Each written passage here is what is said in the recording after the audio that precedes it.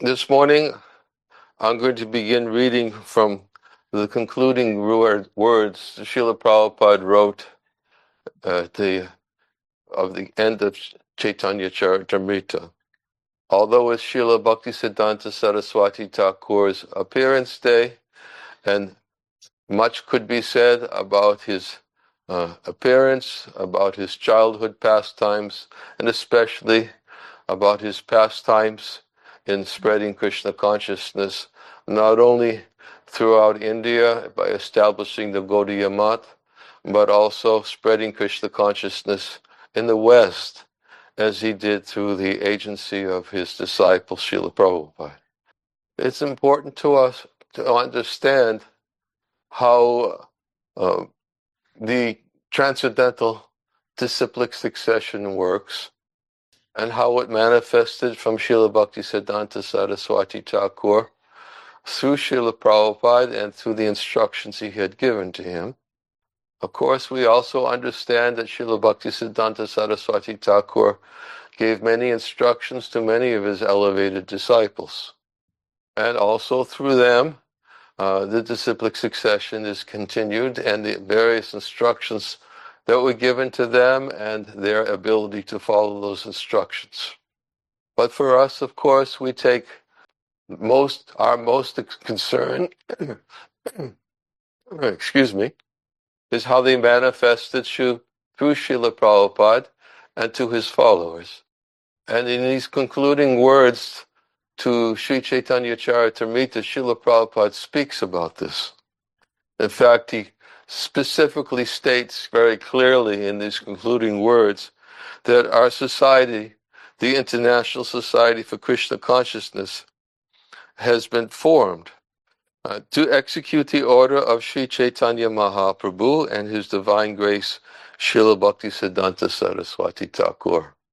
I find these words to be very potent, powerful, and instructive.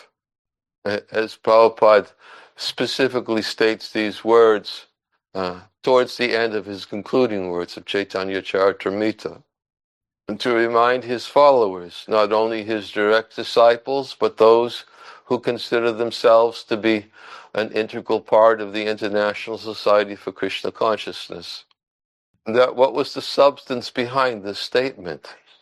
Many of us, of course, when we came to the Krishna consciousness movement in the early 70s, and for those who came before me, certainly in the 1960s, throughout the late 1960s, we personally observed and witnessed and felt the impact of Srila Prabhupada's desire to establish the International Society for Krishna Consciousness for the distribution of his books.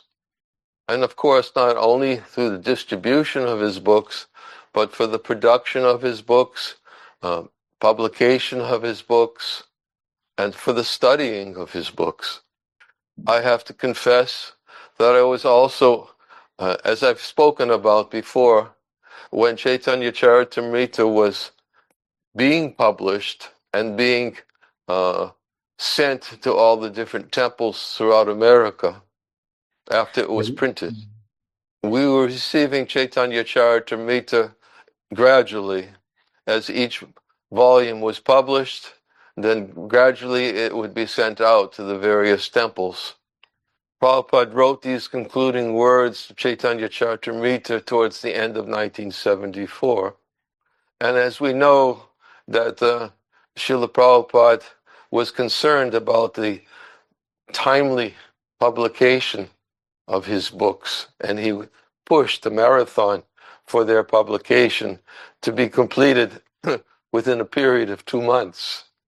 And this has been highlighted in detail in various biographies of Srila Prabhupada and remembrances of his disciples who experienced that pushing that Prabhupada had given for the publication of his books.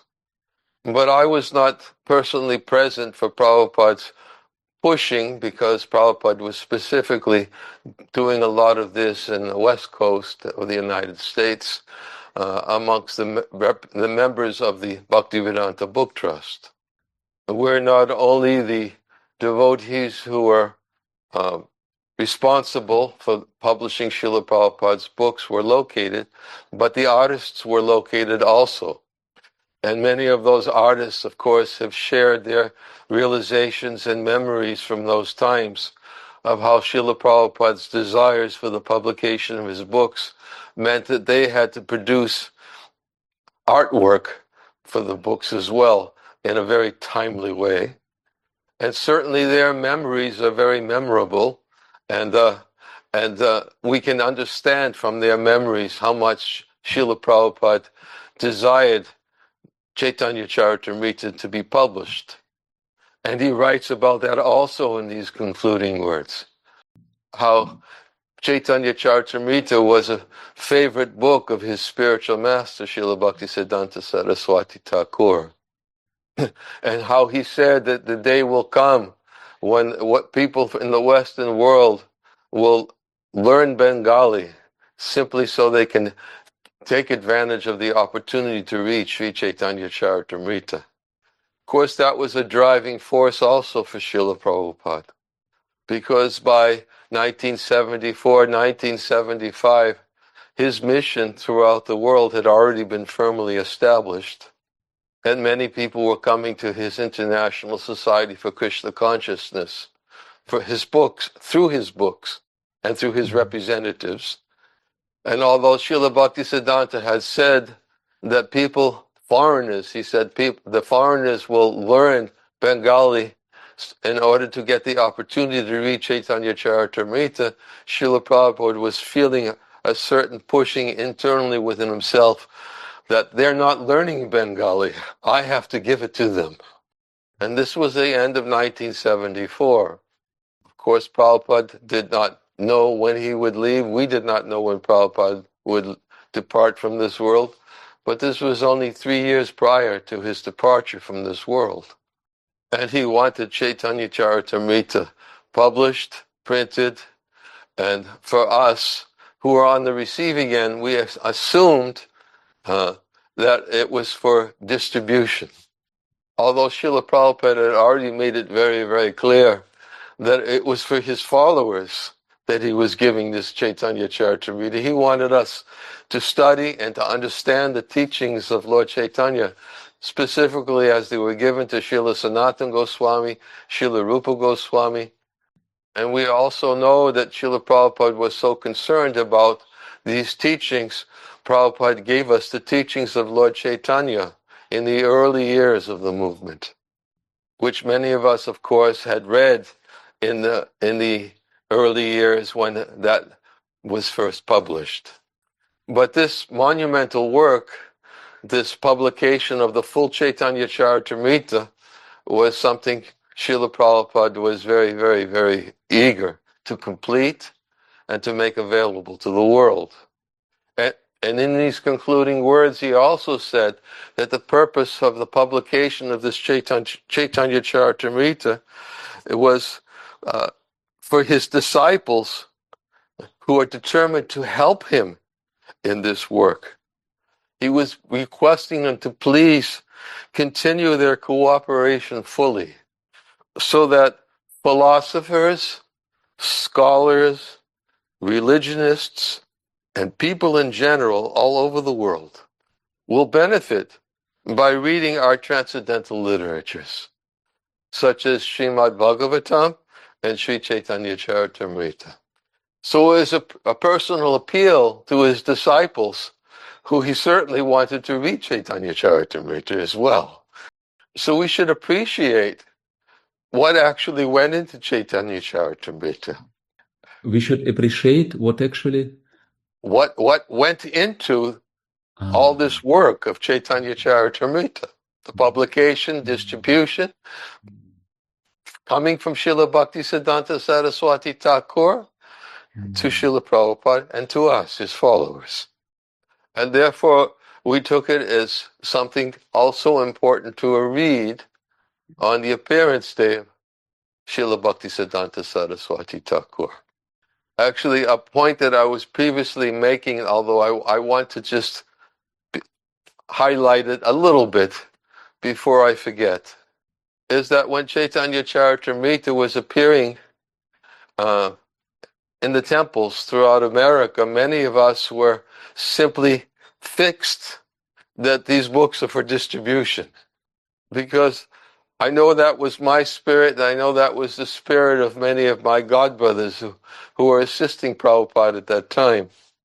We had a dual motive for distributing Srila Prabhupada's books, especially at that time in 1974, 1975, that we were often reminded about. That Srila Prabhupada wanted his books for widespread distribution all over the world, to educate people throughout the world about these transcendental teachings. But another motive that was impressed upon us as distributors of Srila Prabhupada's books is that we are also helping him to build his temples in India. Because at that particular time, in the spreading of the Krishna consciousness movement, Srila Prabhupada had traveled, introduced Krishna consciousness to the West, and made so many followers through his books. But he was also bringing many of his Western followers back to India, his dancing white elephants, which Giriraj Maharaj so nicely described in his biography of his Prabhupada's dancing white elephants in India. And many devotees were selected from the West to come to India because Prabhupada now wanted to introduce the Krishna consciousness movement in India and establish temples in many of the important places throughout India. And he had set up his Bhaktivedanta Book Trust in such a way that a certain amount would go into publication of more books, and a certain percentage would go into helping to build temples in India.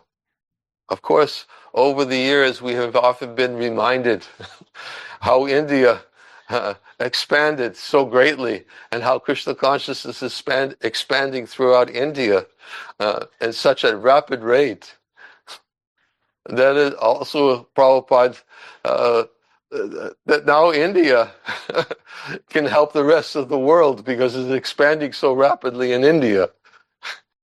But we know that Prabhupada is first established, and of course he put his heart into establishing temples in Mayapura and in Vrindavan, and in Bombay, which he considered to be his office. Of course, in Mayapura, he also considered to be the place of his worship, and Vrindavan was his home. So so much energy was put in at that time in establishing these three very important temples for Srila Prabhupada. I know for myself and many of my godbrothers, this inspiration was there in distributing Srila Prabhupada's books, especially in 1975, when the Chaitanya Charitamritas appeared. That we would receive the shipment of books, stack them up in the book room in the temple, break them open, and run off someplace and start reading them. In fact, I remember that was one of the confidential services the devotees were doing as they would hide after receiving Chaitanya Charitamrita, a shipment of Chaitanya Charitamrita, and same with Bhagavatam, as they were gradually coming to the temples, that when we received the shipment of books, the first thing we did is crack open one case. Devotees would take it, and they would run it to the various corners of the temple, with their favorite hiding places for reading. But then it was time to distribute books also. And we'd simply go out and distribute Chaitanya Charitamritas. And we'd be so enthusiastic to distribute them that sometimes we would forget to even keep them for our library in the temple. Anyways, these are some memories I'm also sharing with you about Chaitanya Charitamrita and its appearance in our lives. But certainly, distribution of Chaitanya Charitamrita was something that we took as very, very important, because of both these purposes were being fulfilled by our distribution of these books. Is that enlightening the world and building temples in India. So as I said, I wanted to read a little bit from the concluding words, and I haven't started yet. So I'm not going to read everything word for word, but I'm going to try to summarize some of these points because they're very relevant to all of us. I have to confess that these concluding words of Chaitanya Charitamrita is one of my favorite places in Chaitanya Charitamrita. Because although Prabhupada's purports and commentaries throughout Chaitanya Charitamrita were always from his heart, and he was always revealing his heart by explaining what his meditation was in the delivering the commentaries of Chaitanya Charitamrita by the order of his spiritual master. And he was revealing so much in the teachings of Lord Chaitanya as they were given to the Srila Sanatana Goswami and Srila Rupa Goswami. But in these concluding words of Chaitanya Charitamrita, he was specifically emphasizing how much he was feeling Srila Bhaktisiddhanta's presence in his heart. And how he was feeling not only his presence in his heart, but how he was also very happy on this particular day as the Chaitanya Charitamrita as he's writing these concluding words. And how he is dictating within his heart. He even quotes the verse from the Bhagavatam, Tene Brahma Hridaya Adikaviye Muyanti Yatsurya, how the instructions of Lord Krishna were manifested into the heart of Lord Brahma. Similar words were also described in Chaitanya Charitamrita when Lord Chaitanya was giving his instructions to Srila Rupa Goswami. How the words of Lord Chaitanya entered into the heart of Srila Rupa Goswami and made him a fully realized, self-realized soul who was fully conversant with all the conclusions of the scriptures. Shri Rupa Hridaye Prabhu Shakti Sancharila. This verse in Chaitanya Charitamrita specifically states, Lord Chaitanya entered into Srila Rupa Goswami into his heart and made him fully realized. And Srila Prabhupada speaks also in a similar way of how Srila Bhaktisiddhanta has entered into his heart and inspired him to give Chaitanya Charitamrita to the world. Anyways, we'll read that. That's also in these concluding words. But I will read a little bit, as I said, and I'll try to paraphrase some of these concluding words for all of you. Prabhupada says, today, Sunday, November 10th, 1974, we have finished the English translation of Krishnadas Kaviraj Goswami's Chaitanya Charitamrita. In accordance with the authorized order of His Divine Grace Bhaktisiddhanta Saraswati Thakur Goswami Maharaj, my beloved, eternal spiritual master, guide, and friend. Although according to material vision, His Divine Grace, Srila Bhaktisiddhanta Saraswati Thakur Prabhupada, passed away from this material world on the last day of December 1936. I still consider His Divine Grace to be always present with me by His Vani, His words. There are two ways of association, by Vani and by Vapu. Vani means words, and Vapu means physical presence. Prabhupada says something very interesting here now. He says physical presence is sometimes appreciable and sometimes not. But Vani continues to exist eternally. Therefore, we must take advantage of the Vani, not the physical presence. The Bhagavad Gita, for example, is the Vani of Lord Krishna. Although Krishna was personally present 5,000 years ago and is no longer physically present from the materialistic point of view, the Bhagavad Gita continues. Of course, we know how Bhagavad Gita continues. We know what Srila Prabhupada is saying when he writes it, how it is continuing. It continues by the power of disciplic succession. Although Krishna was physically present 5,000 years ago, and he taught the Bhagavad Gita, it continues. So he's using Bhagavad Gita as an example of the importance of Vani in its eternal manifestation, as opposed to Vapu, the physical presence of the spiritual master, or Krishna himself. Then Prabhupada begins to talk about his recollection of how fortunate he was in his first meeting with Srila Bhaktisiddhanta Saraswati Thakur. Of course, we all know about this meeting. I won't read it all word for word. I'll just simply briefly summarize what Prabhupada is talking about here. How Prabhupada's friend, as he describes him, here Sriman Narendranath Mulak, insisted that Prabhupada go to meet this very saintly person, Bhaktisiddhanta Saraswati Thakur. Srila Bhaktisiddhanta Saraswati Thakur had come from Mayapur to Calcutta at that particular time to start the missionary activities of the Gaudiya Math. And he was sitting in a house at Ultadanga. Of course, this is also something that's become very, very important for the lives of the devotees. How Ultadanga Road, the place where Srila Prabhupada received instruction from Srila Bhaktisiddhanta Saraswati Thakur, has now been established as a memorial. And now devotees can go there and to meditate upon how this transcendental order and disciplic succession manifested from Srila Bhaktisiddhanta to Srila Prabhupada, where the seed was planted. And in these concluding words, Prabhupada describes himself in his own words. How he was at that time, he was a manager, one of the managers of Dr. Bose's laboratory in Calcutta. He said, I was a newly married young man. And he uses the word addicted to Gandhi's movement and dressed in khadi. Of course, this is also outlined in Prabhupada Lilamrita, and Prabhupada speaks about it himself.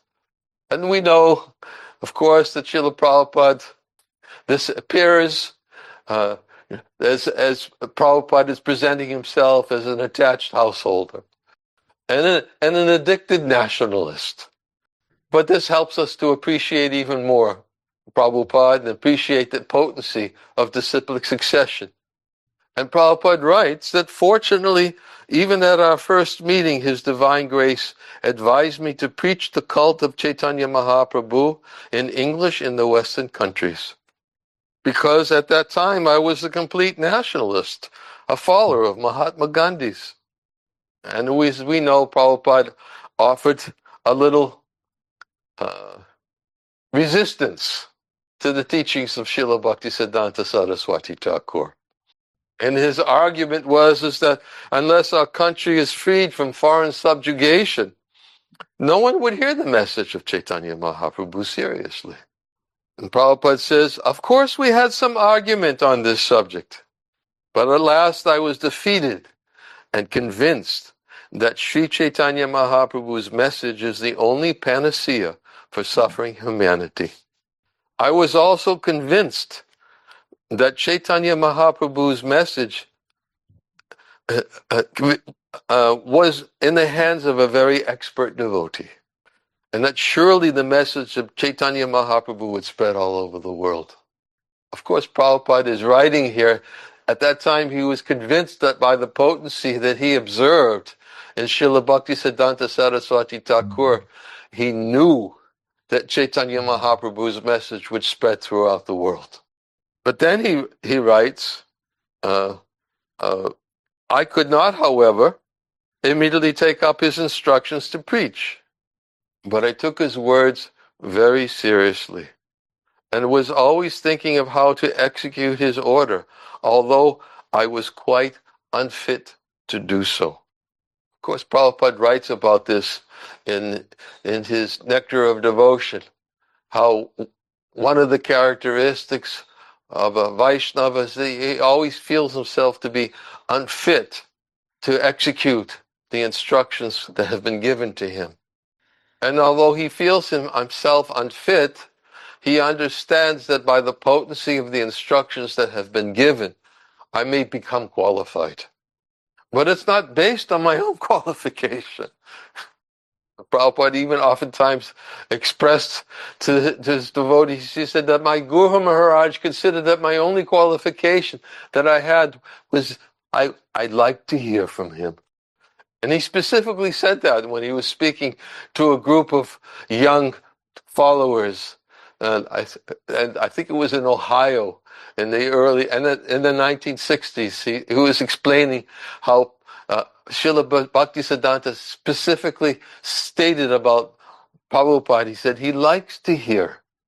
Prabhupada was talking about how Srila Bhaktisiddhanta Saraswati Thakur was on parikram here, and he was telling his disciples that they could go and take darshan of the deity nearby. And on the instruction and recommendation of Srila Bhaktisiddhanta, many of his followers went and they took darshan of the deities. But Prabhupada was speaking to these followers at this particular time in Ohio, and he says that he stayed. Because he knew that his spiritual master was going to speak, and that was much more important for him. So he particularly noted, he said that my spiritual master noted that I like to hear. So he presents that as his qualification. Not on the strength of my own qualification can I execute the instructions which have been given to me, but it's by the potency of the instructions that have been given to me and my eagerness to hear them. So Prabhupada says here, I took his words very seriously and was always thinking of how to execute his order, although I was quite unfit to do so. And then he says, in this way I passed my life as a householder. When I retired from family life as a vanaprastha, with no companion, he uses the word I loitered. I loitered here and there until 1958 when I took sannyas. We think of the word loiter. A person who loiters someplace, that means he has nothing, there's nothing serious to do. He's simply loitering. Prabhupada would sometimes talk about when he was down in the Lower East Side, how he would see so many people loitering in the streets. I would see them simply sitting in the streets with nothing better to do than just sit around and do nothing. So to use this word loitering about himself is very profound. I also remember how Prabhupada, and I think it was in 1977, when the conclusion of the court case came out by the judge in New York, and when those concluding words of the judge came to establish the International Society for Krishna Consciousness as a bona fide religious society. And Prabhupada said, after he heard the whole words of the judge, he was sitting with his disciples, and he said, there I was, loitering in the streets, with my only possession I had were my books. He said, I was alone, only with these books. And he was speaking about himself in the same way, even after he had come to America, saying he was alone. But all of you have come to assist me in serving the order of my spiritual master. In fact, even in some of his lectures, Srila Prabhupada would speak about how my spiritual master has manifested himself through you, my disciples. You are my guru. Because he has sent you to assist me in executing his order. Then Prabhupada explains that then I was completely ready to discharge the order of my spiritual master. And when I took sannyas, from 1950 to 1958, he describes himself as loitering. But for those of us who know Srila Prabhupada's biography, we know Srila Prabhupada was very far from simply loitering. He had his mission already impregnated in his heart. And then when he took sannyas in 1958, with much difficulty, he says here, he was ready to discharge the order of my spiritual master. Of course, we know that Srila Prabhupada accepted sannyas from his godbrother, Srila Bhakti Pragyan Keshava Maharaj. I believe it was in 1968 in Seattle. Prabhupada was sitting with his disciples on the day of departure of Srila Bhakti Pragyan Keshava Maharaj when he had heard about his departure. And Prabhupada was speaking to his disciples, saying that, telling him about how his spiritual master, Srila Bhakti Siddhanta Saraswati Thakur, manifested to him, Srila Prabhupada, through the words of Srila Bhakti Pragyan Keshava Maharaj.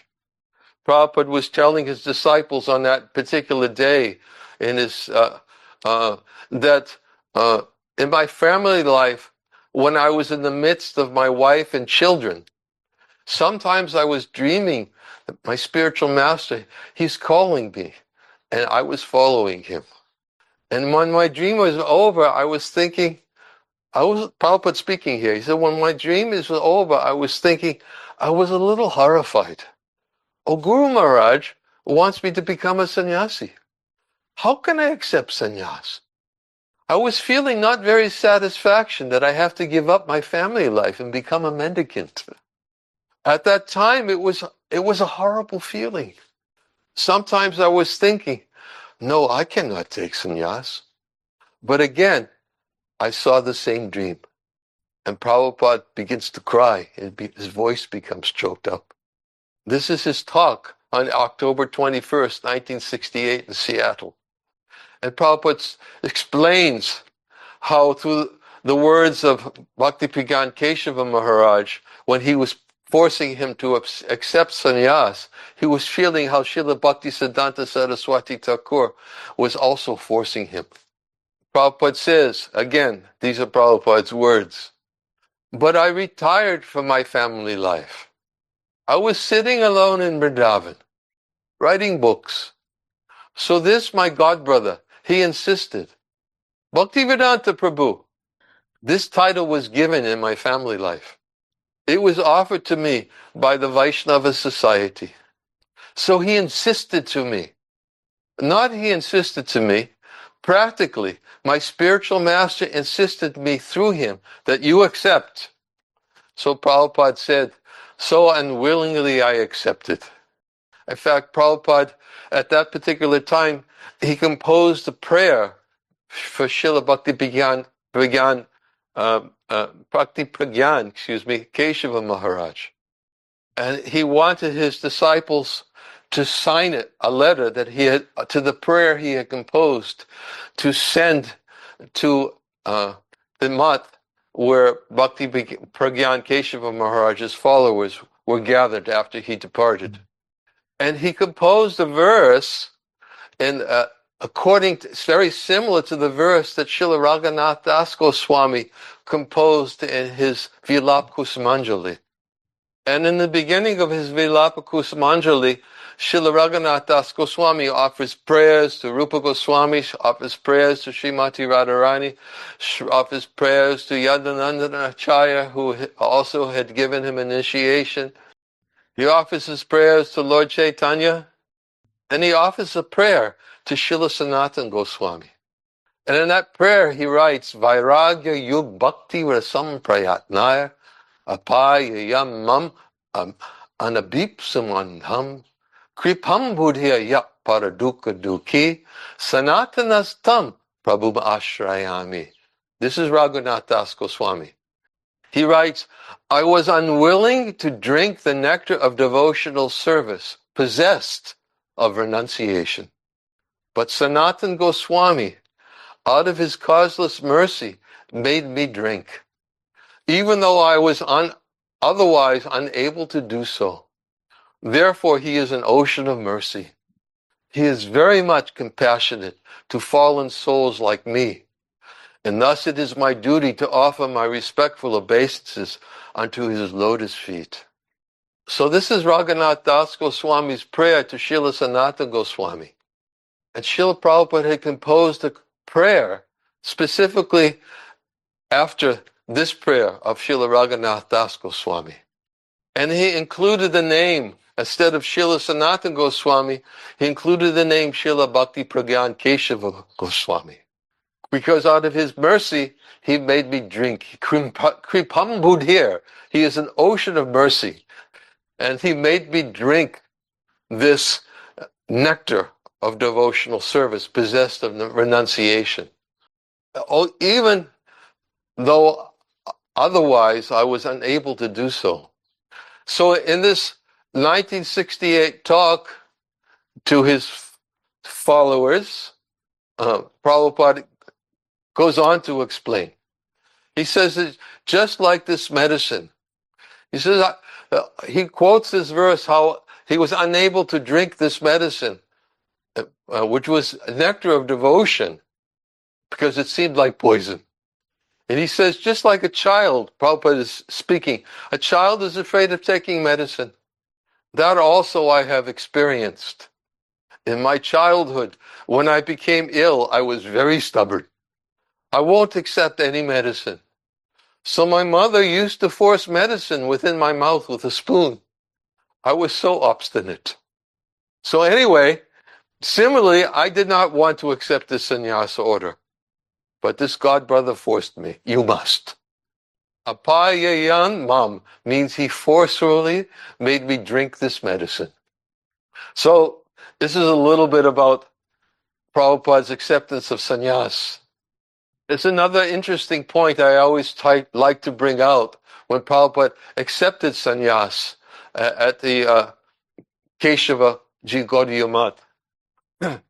There were not many people present. There was Bhakti Pragyan Keshava Maharaj, who was giving Prabhupada sannyas. There was another god brother, his name was Sanatan.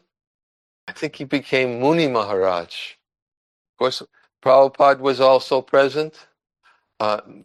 Narayan Maharaj was present. He was actually doing the yajna.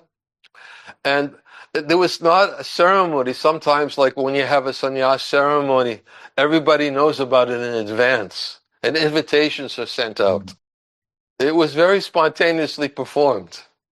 That Bhakti Pragyan Maharaj was, as Prabhupada described, said, you must take sannyas. So the only devotees who were attending were just a few devotees of the math. And they did not speak English. So these were, also present was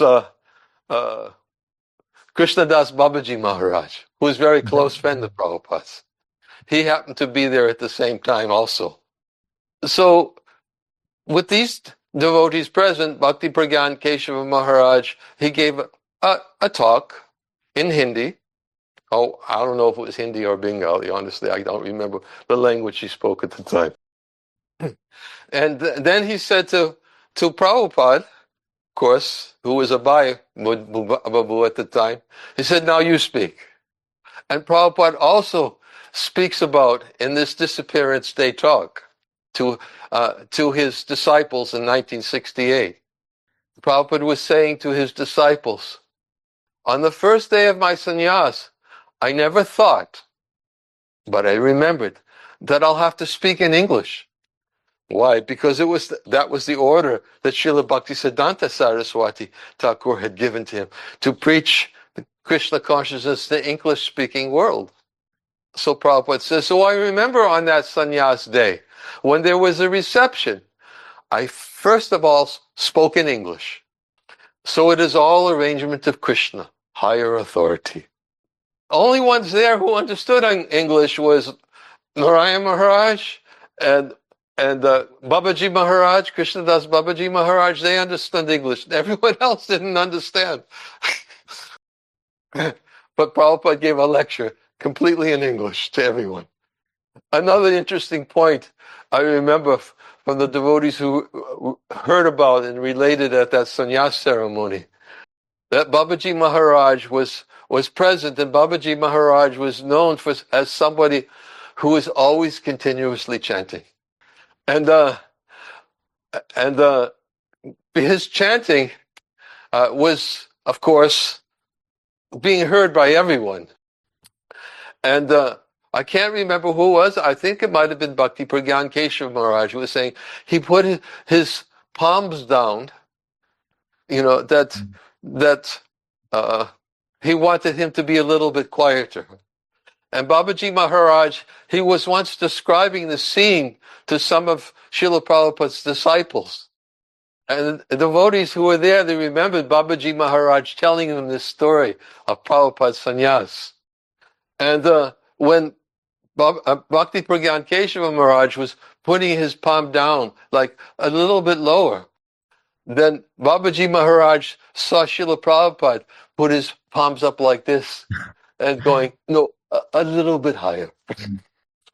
And Krishnadas Babaji Maharaj specifically told Prabhupada's disciples, he said that at this particular time, I knew that it would be Abhay Babu who would take the message of the holy name and would spread it throughout the whole world because of his firm faith in the holy name of the Lord.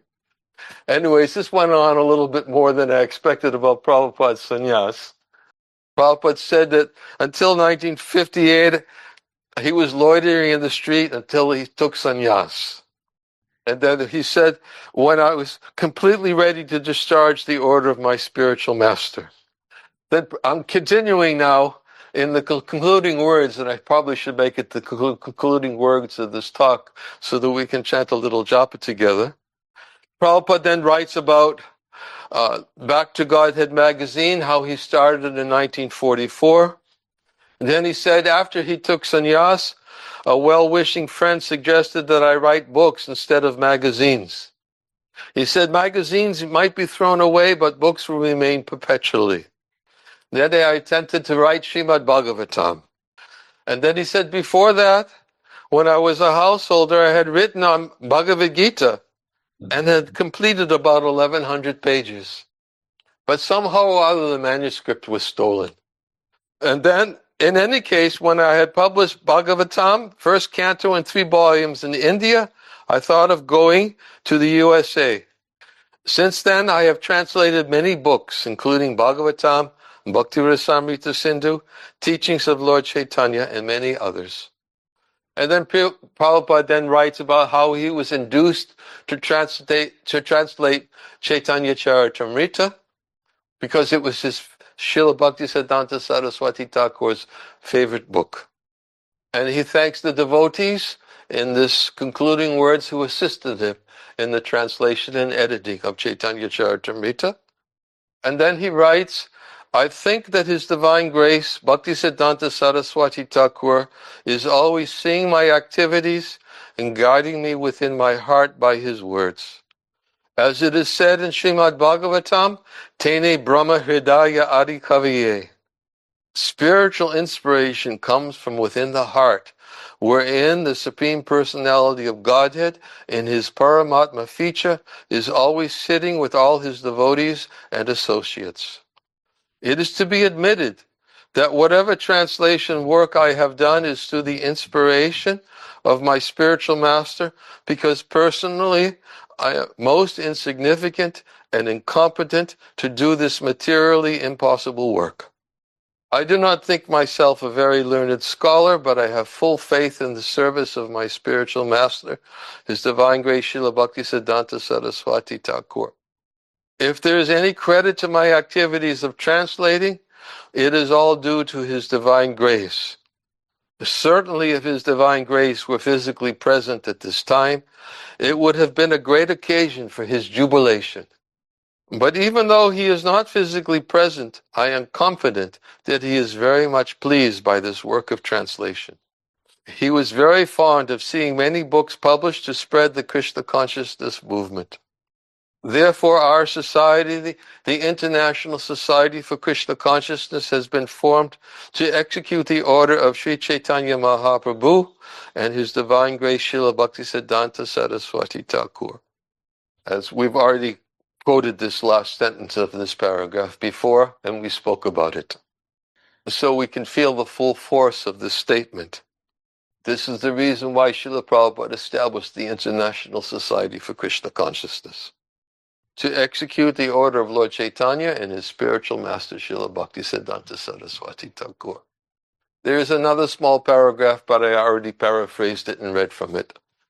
Of course, today is also the disappearance day of Srila Gaura Govinda Maharaj, and much probably is taking place now, is being said about his sublime character.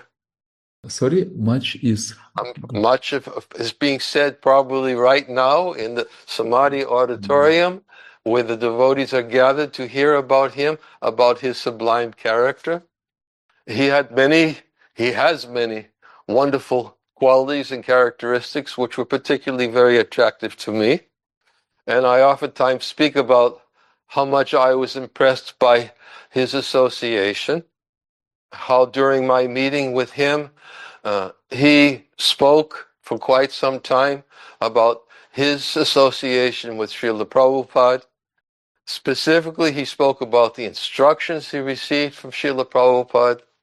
He specifically spoke to me about how Srila Prabhupada's desires had manifested as a result of his association with Srila Prabhupada. He spent some time telling me about the Bhuvaneshwara temple and how the Bhuvaneshwara temple manifested, even though Prabhupada requested that the temple be constructed in a place where there was not much activity going on. And even though the living circumstances for him and others were very difficult because he had firm faith in Prabhupada's words, how that temple became manifest. It was a very personal meeting that we had. We spoke for, as I've said many times, I think it was for about 2 hours. So there was a lot spoken during that time. And I felt very blessed in his association because he was presenting himself in a way very similar to how Prabhupada is presenting himself here. And he also, in the course of our discussion, he was telling me about the association of that he had with one of Srila Prabhupada's godbrothers. And he was also telling me how in Puri, how sometimes he would hear many people saying that Prabhupada, not from this godbrother, but from other people in Puri, he was telling me how many people were saying to him that Prabhupada did not give everything to us in his books. And therefore, Srila Guru Govinda Maharaj was holding a Chaitanya Charitamrita as he was speaking to me. And as he was holding it up, he was putting his finger on the pages of Chaitanya Charitamrita. And he was telling me that how could he say such statements? He said specifically, Maharaj, can't you see that it is all there? And he used the example, how that we should not swim on the surface. He says the fish, they swim on the surface, but one has to go deep in order to understand what is below the surface. And he specifically said that if you go deep, you'll see that all these things are there. They're already there. And he was telling me this in a very, very animated way. Although I was just sitting there, it was like a class, and I just felt very, very inspired by his presentation. And then he spoke some time about Prabhupada's presence and the depth of his instructions in his books. Then he started to speak about how some people in Puri, they would speak critically of Srila Prabhupada, and Srila Guru Govinda Maharaj, he began crying. His voice became choked, and he actually held pranams, and to me he begged forgiveness. He said, Maharaj, please forgive me, I can't speak anymore. And I had to just sit and wait until his eyes opened again and his voice began speaking. Then he seemed very determined to want to go on to speak. And then he told me how he was visiting this recently departed godbrother of Srila Prabhupada's, and he was hearing from him. And while he was speaking about his hearing from this godbrother of Srila Prabhupada's, he was saying that he felt Srila Prabhupada's instructions, how he was manifesting himself to Srila Prabhupada through this godbrother. I took this as very relevant, although it didn't really impact me until much later. But I took a very relevant, Srila Guru Govinda Maharaj even quoted a verse which to this day I have not been able to find. But the essence of the verse is that the spiritual master departs, the spiritual master can also speak to the disciple through the words of another Vaishnava. And that Srila Guru Govinda Maharaj was specifically explaining this to me in an effort to explain how he felt Srila Prabhupada's presence in the words of Prabhupada's godbrother. But I began to experience, as I was hearing from Srila Guru Govinda Maharaj, how I was experiencing Srila Prabhupada was speaking to me.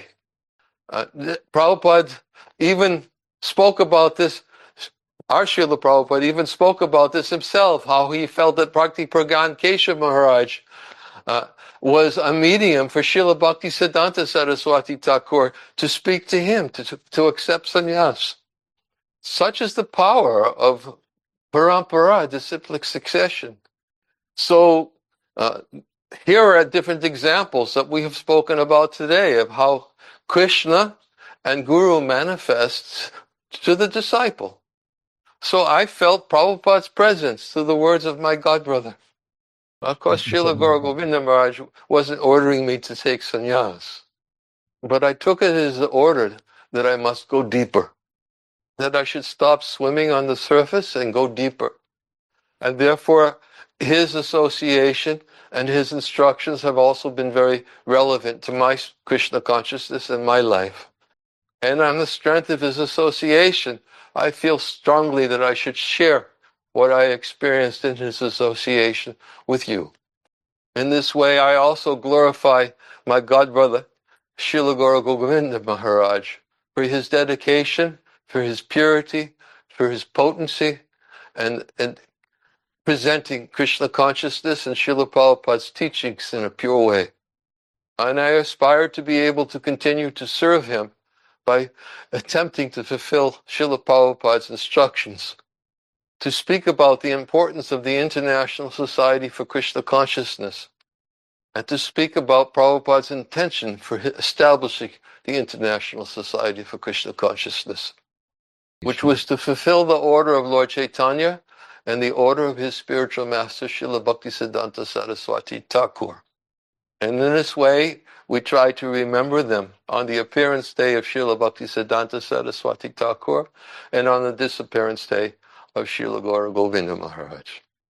I will stop here, and I believe we're supposed to chant japa.